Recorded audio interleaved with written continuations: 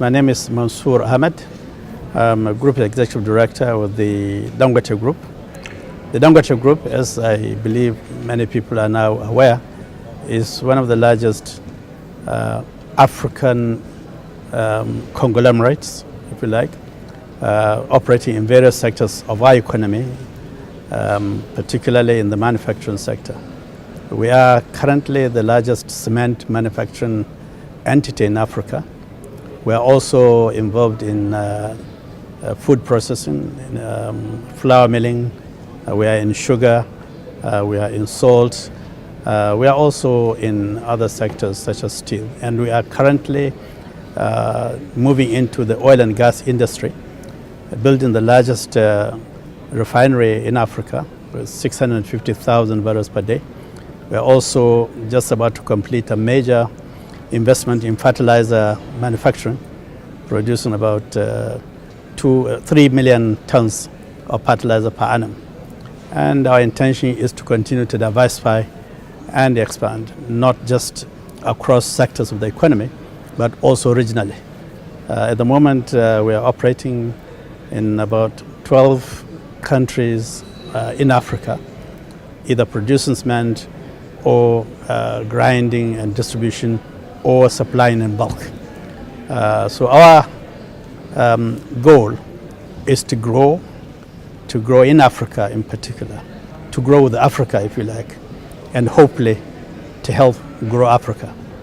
We are in this trade fair, of course, as part of our expansion plan. We're looking to identify areas and regions in Africa where we can invest, but we're also looking for partners that may be interested in off-taking some of our various products. We see the trade fair as a platform to do three things. First of all, to expose to the rest of Africa our investment activities, where we operate in our interests, but also to identify areas in Africa where there are opportunities for us to either invest or to trade.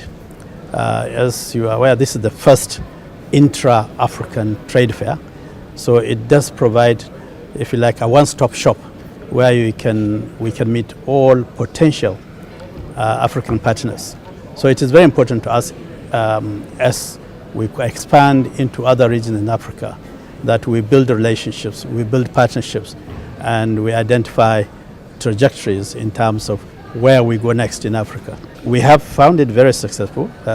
We have had a chance to meet several other potential partners and investors. We have participated in the various discussions, especially with regards to the African Continental Free Trade Agreement, which the African Union is now driving very strongly.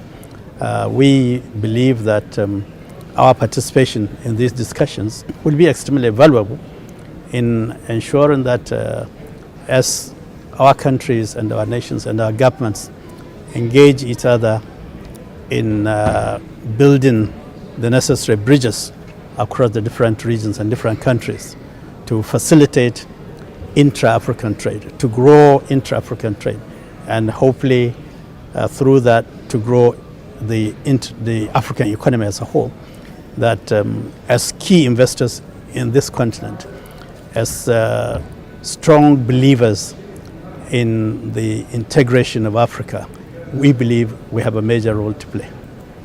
We do recognize, of course, that there are challenges to be addressed, and our participation will also give us the opportunity to highlight some of the challenges we see, and of course be able also to discuss with our peers in the continent, both in the private sector and with the various agencies of the various governments in Africa, particularly the AU administrators, to be able to discuss and make input so that when these trade agreements, when these continental agreements are in place, all the issues that would need to be addressed from all perspectives are identified and taken into account.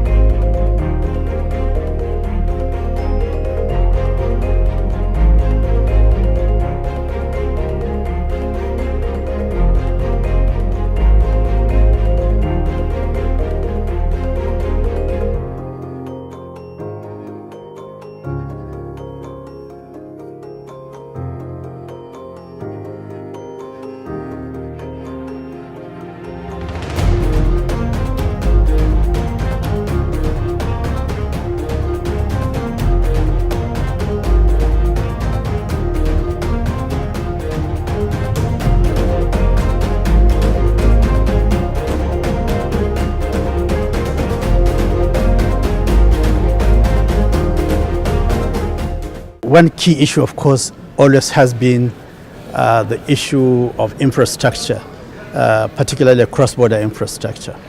And while this is a long-time issue, I think it is important as we contemplate trade that we also try to identify avenues in which these infrastructure services can be significantly improved. As you are aware, infrastructure is key to effective trade. The current level of infrastructure development in Africa makes it so costly to trade. Logistics, transport costs are very high compared to other regions. So improving the infrastructure will significantly reduce the cost of business and therefore make our businesses more competitive and more profitable. There is also the problem of financing development, financing investments and so on.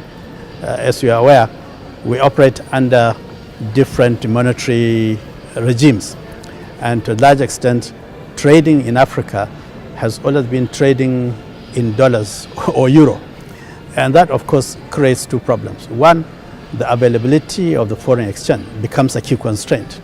Two, the possibility of countries devaluing or revaluing their currencies also creates some level of disconnect in the trading pattern.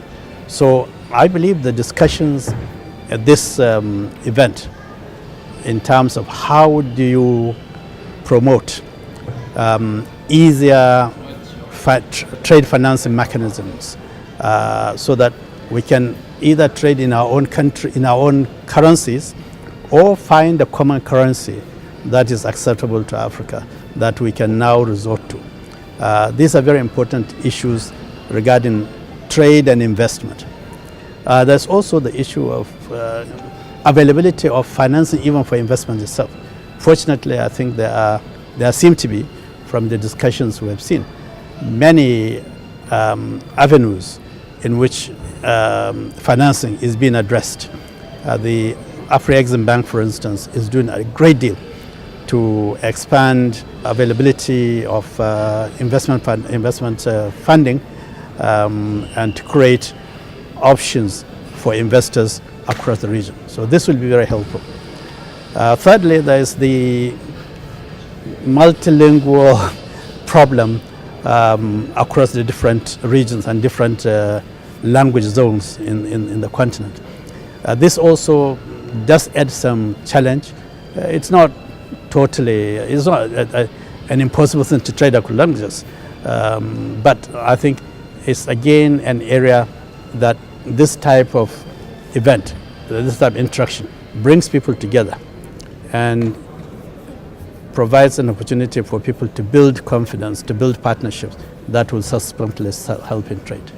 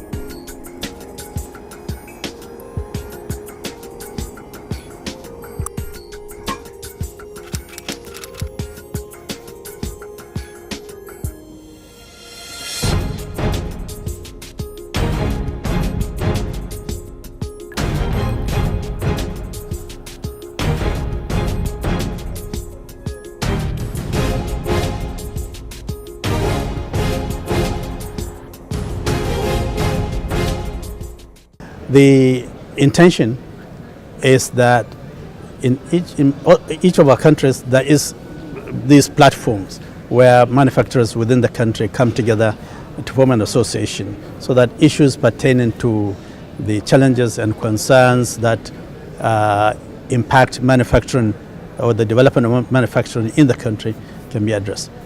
As we integrate the various countries in Africa, it is important that the interface between the various private sector platforms is also enhanced. And I think that's what the African Manufacturers Association, although the name is not settled yet, should be playing. Bringing the manufacturers together, identifying areas in which they can collaborate and compete, of course. But some of the discussions that have been highlighted have to do, for instance, with value chain development. There are areas, sectors of the economy where most of our countries produce pretty much the same kind of thing. However, even then, there are countries that may have the capacity to produce and countries that have the capacity to process or to manufacture. So if we can bring companies and countries together so that they will share